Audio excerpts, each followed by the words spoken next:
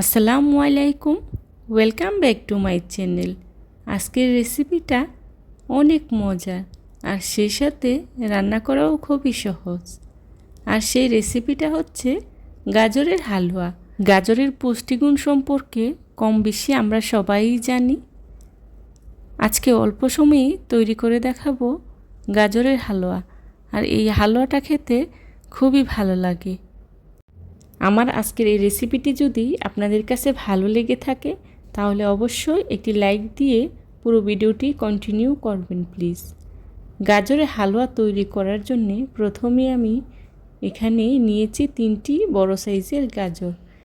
গাজরগুলোকে আমি একটি পিলারের সাহায্যে খোসা ছাড়িয়ে ভালো করে ধুয়ে পরিষ্কার করে নিয়েছি।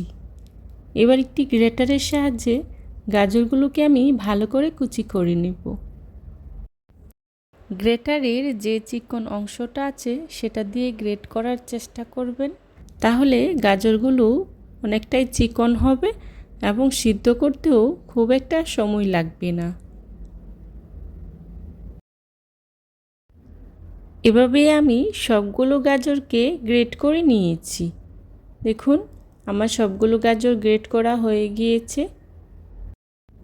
এবার চুলায় একটি প্যান বসিয়ে দিয়ে দিচ্ছি ঘি 1 টেবিল চামচ।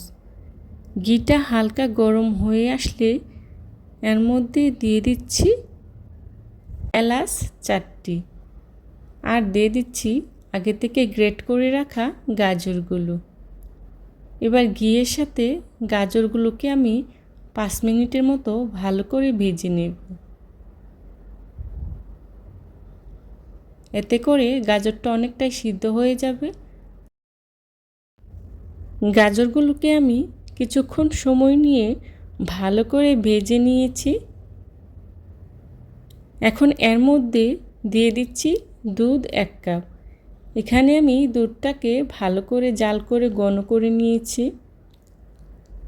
দিয়ে দিচ্ছি চিনি 1/3 কাপ। এবার সবগুলো উপকরণ একসাথে ভালো করে মিশিয়ে নেব।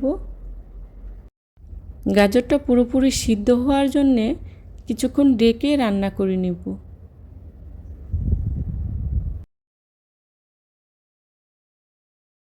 গাজরগুলো সিদ্ধ হয়ে গিয়েছে।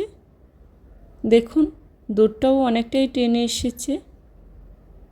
এভাবে অনবরত নেড়ে চেড়ে হালুয়াটা তৈরি করে নেব, না হলে নিচে লেগে যাওয়ার সম্ভাবনা থাকে। এখন এর মধ্যে দিয়ে দিচ্ছি কনডেন্স মিল্ক 1/3 কাপ। গাজরের হালুয়াতে অবশ্যই কনডেন্স মিল্কটা ব্যবহার করার চেষ্টা করবেন, কারণ গাজরের হালুয়াতে কনডেন্স মিল্কটা দিলে খেতে খুবই ভালো লাগে, হালুয়ার স্বাদটা দ্বিগুণ বেড়ে যায়। এখন এর মধ্যে দিয়ে দিচ্ছি লবণ অল্প, দিয়ে দিচ্ছি উপর থেকে কিছুটা কাজু বাদাম আর কাঠবাদাম। এবার সবগুলো উপকরণ একসাথে ভালো করে মিশিয়ে নিচ্ছি।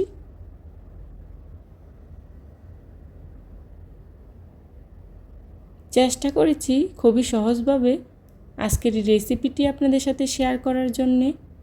আশা করছি আমার আজকের এই রেসিপিটি আপনাদের কাছে খুবই ভালো লাগবে।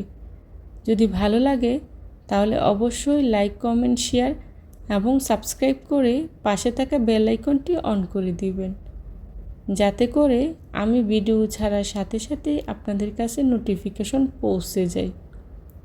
আপনাদের একটি লাইক এবং একটি কমেন্টস আমাকে নতুন নতুন কন্টেন্ট তৈরি করতে অনেক উৎসাহ যোগায়।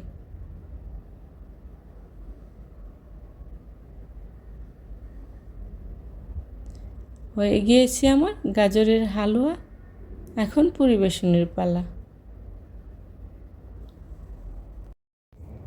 চেষ্টা করেছি বরাবরের মতো আমার আজকের রেসিপিটিও আপনাদের সাথে খুবই সহজভাবে শেয়ার করার জন্যে। আশা করছি আমার আজকের রেসিপিটিও আপনাদের কাছে ভালো লাগবে। যদি ভালো লাগে তাহলে অবশ্যই বাসায় একবার হলেও ট্রাই করে দেখবেন, আর কেমন হয়েছে আমাকে কমেন্টস করে জানাবেন। আমি একটি সার্ভিং ডিশে সার্ভ করে নিয়েছি, আর উপর থেকে দিয়ে দিচ্ছি কিছুটা কাজু বাদাম আর কাঠবাদাম।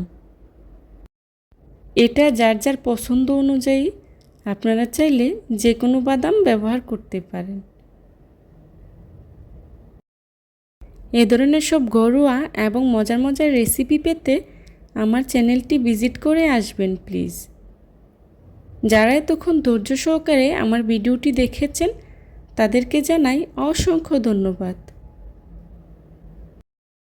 পরবর্তী রেসিপি দেখার আমন্ত্রণ জানিয়ে আজকের মতো এখানেই বিদায় নিচ্ছি। সবাই ভালো থাকবেন, সুস্থ থাকবেন। আল্লাহ হাফেজ। আসসালামু আলাইকুম।